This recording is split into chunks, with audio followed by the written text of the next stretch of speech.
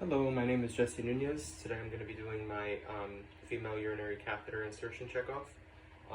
And to begin, I'm going to confirm my patient actually has the order for a urinary catheter insertion. So she does have the prescription set, and then I'm going to assess for any allergies within the MAR before entering the room. So I assess she does not have any allergies that I need to be aware of. So to begin, I'm going to knock on the door. Perform hand hygiene as always. So I am then going to identify my patient using two identifiers. So can we start off with your full name and date of birth? So patient 000000. And I see that on her wristband, and I'm going to compare it against the MAR, and I can confirm this is the correct patient. Do you have any allergies I need to be aware of? I'm allergic to whatever, penicillin or something. Or if she says that she's not allergic to anything at all, which would be the best case scenario. So I'm going to compare that to her wristband against the MAR. So I'm not allergic to anything. Great. Next, I'm going to assess scene safety. And the bed is in the lowest position, the brakes are locked, the call light is within reach. There is no clutter on the floor that may cause a trip or fall. And I'm going to provide patient privacy, closing the curtain. So the curtain is closed, and now I'm going to inform them of what we're going to be doing. So today we're going to be doing a catheter insertion. Do you have any questions in regards to what we're actually going to be doing? I understand that you have some issues urinating. So I do not have any questions in regards to this procedure. I'm going to, if she did have questions, I would address those accordingly, of course. And then I'm going to ask her if she has had any issues in the past with like urinary strictures or anything like that. So if she has not, then you will continue with the procedure as planned. If she does, then you want to contact your healthcare provider, and then they will address that accordingly. So to begin, I'm going to ensure that I have proper body mechanics by lifting the bed as high up as I may need to actually do this procedure. Since I'm not in the clinical setting or in a lab setting, I cannot do that, but we will say that I did. Excuse me. So next thing that I would do is I would perform hand hygiene again. And I brought clean gloves. So I have clean gloves here that I'm going to be putting on.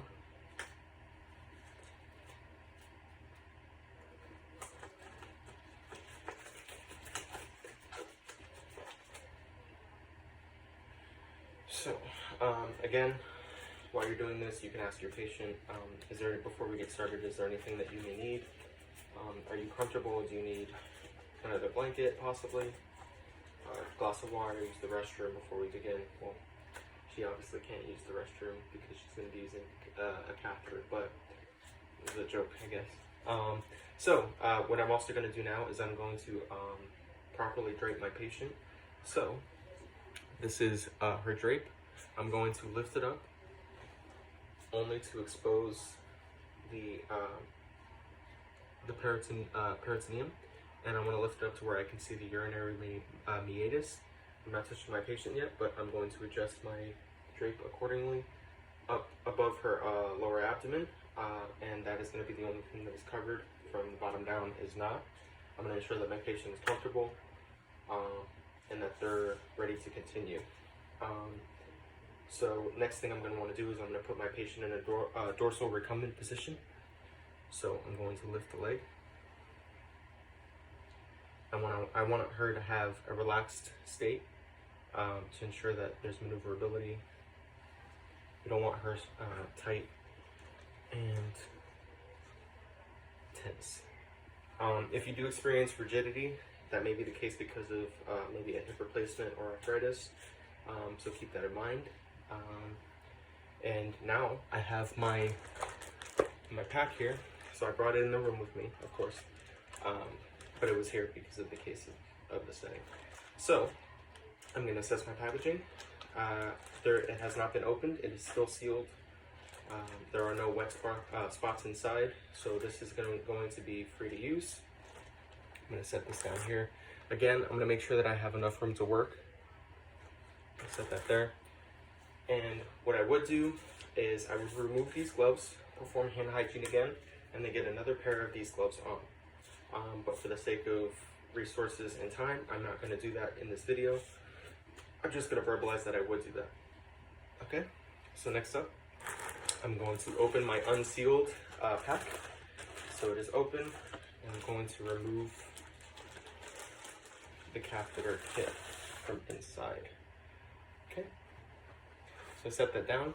You can actually use this bag as a garbage. I'm not going to do that because I have my own garbage here. So yeah, so I'm just going to toss it. Okay. So the next steps are going to be as follows. I'm going to open one layer at a time, ensuring I do not touch the inner portion of the drape whatsoever. And I do not cross sterile field. This is considered a sterile field, so I do not want to cross at any point. But what I will do is I'm going to reach and grab the shiny portion of my waterproof drape, and I'm going to ensure that I do not touch the white portion, and that the shiny portion is going to be the one laid down onto the bed. I'm going to pull this further away. I do not want to cross my field again. Again, meaning I'm reiterating, I do not want to cross my field. Not that I did cross my field, okay? So next up, again, I'm going to pick up the shiny portion of this drape. Okay. I'm going to ensure that I do not cross it across the field. So this is the non-shiny portion. I'm going to lay it down as is.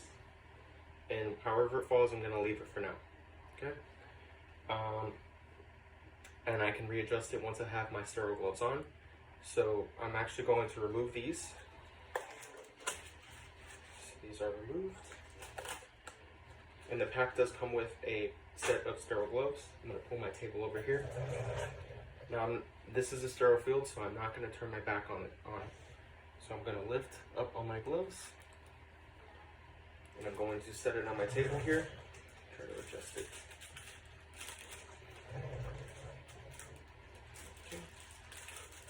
Set it down. Not touch the inner portion.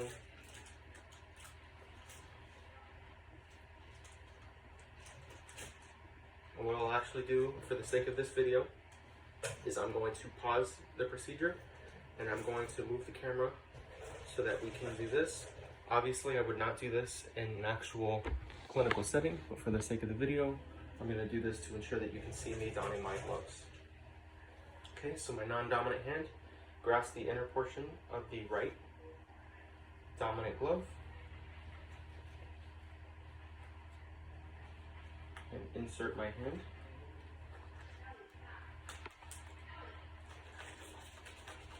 All right, so one glove. Now I have this glove here. I'm going to ensure I do not touch the inner portion of the other glove.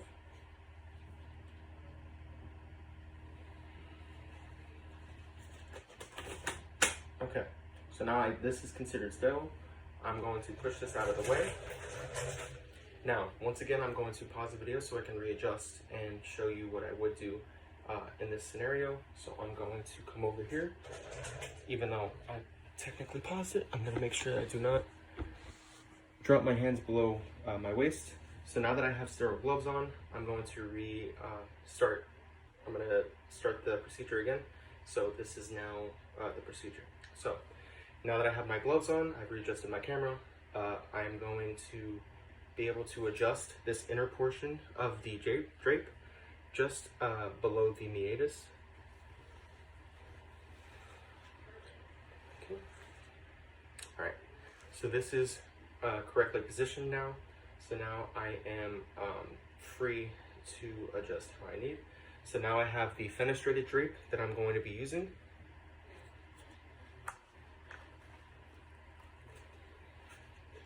And what I'm going to do with this is I'm going to lay it down and only expose the meatus.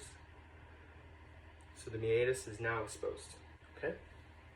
Next thing I'm going to do is I'm going to move my tray over. Okay. And I can readjust this as needed. And now what I'm free to do is maneuver my stuff, open my solutions, douse the iodine solution onto the cotton balls, because when I'm performing pericare, that is what I'm going to need to be using. I have not started that yet, because once I put my hand on the meatus, it is considered unsterile, and I need my other hand to adjust the catheter. All right, so with this step, what I'm going to do is I'm going to lift up on this sleeve. I'm going to lift this up, and I'm going to ensure that this portion right here is actually clamped and it's closed, because you don't want to insert it and then have a lot of drainage and have drainage go all over the place. So I'm going to set this back down. And what I will do with this, set this down again, is as I'm removing this plastic sheet, I am also grabbing the end of the actual catheter. So this will be the balloon end that's actually going to be inserted. So I'm not going to drop my hands below my my sterile field. So I open my contents and everything. I already have my lube open. So what I can do is I'm going to drop this. This would have been already thrown away. So this is dropped. Lubrication also dropped. Okay. Hands did not drop below my waist, so it is still good. So now I'm going to, for the sake of the video, this may flop over because obviously I did not put the lubrication on the sheet. I didn't physically do it because I can't. And then I also dropped the iodine solution onto the cotton balls. So I'm going to drop this down here. I'm going to ensure that that does not go anywhere. Okay. Next thing I'm going to want to do is I'm going to want to take my solution, and I'm going to want to insert it into my Y cap here. Remove that cap. Okay. Insert that. I'm going to let it sit here. So, again, once my hand touches this, I'm not going to be able to remove it, because then I would break sterility. So what I'm going to do is I'm going to take my non-dominant hand. I'm going to grab the meatus. And then now I'm going to take my cotton tips, which I have poured iodine solution all over it, and I'm going to perform pericare as appropriate. So outer labia down. I'm going to take my hand and pull it over here into my garbage, ensuring that I do not cross my field again, because once you wipe it down, it is considered unsterile. So now you have the inner portion. Again, come over, drop it. Now you have the last portion, which is going to be down the middle. Again, drop it. Now I'm going to take this forceps and just drop it completely into the garbage, because I do not need it. Okay. So now that I have cleaned my urinary meatus, I am free to actually begin inserting the catheter portion of the catheter. So I'm going to tell my patient to bear down and relax, and let me know if they experience any pain. So 3 to 4 inches from the tip, I'm going to insert into the urinary, into the urethra. So I'm going to insert, and I'm going to insert until I see urine, actual flow of urine back into the catheter. And once I see urine actually flow into the catheter, what I'm going to do is stop about 1 inch after that. So that has stopped. And now, with my other free hand, I'm going to actually be able to grab a couple inches above, because there's already been a backflow of urine. So I'm going to grab a couple inches above with my non-dominant hand. Okay, so that is in place, because I don't want it to pull back out. So now what I'm going to do with my dominant hand is I'm going to insert the actual solution.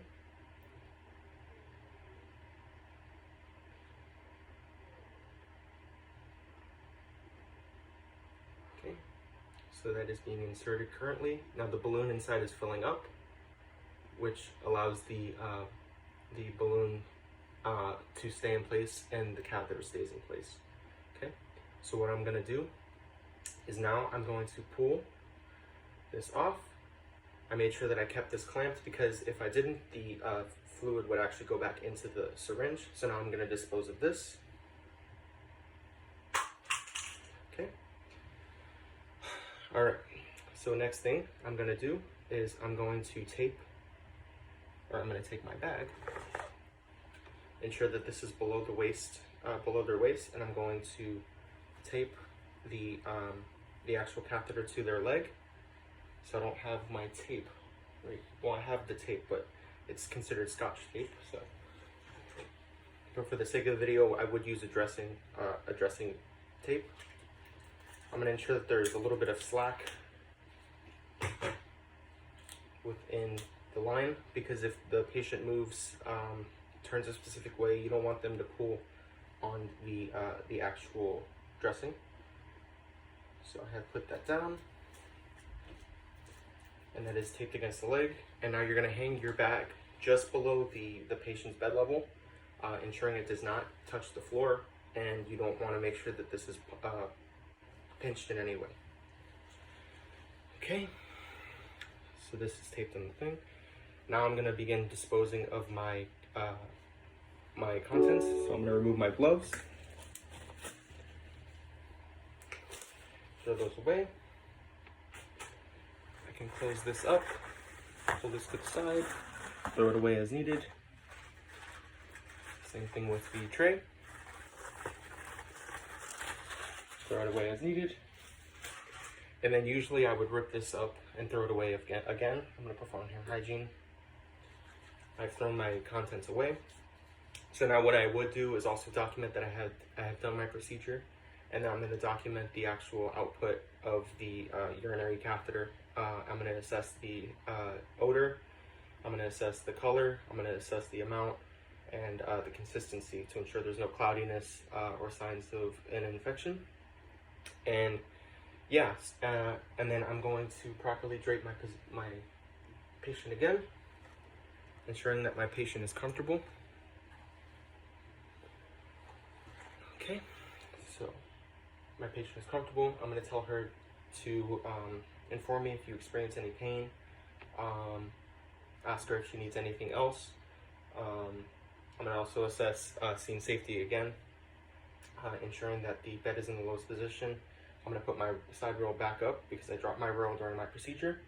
And I'm going to ensure that, again, the patient's comfortable. I've documented.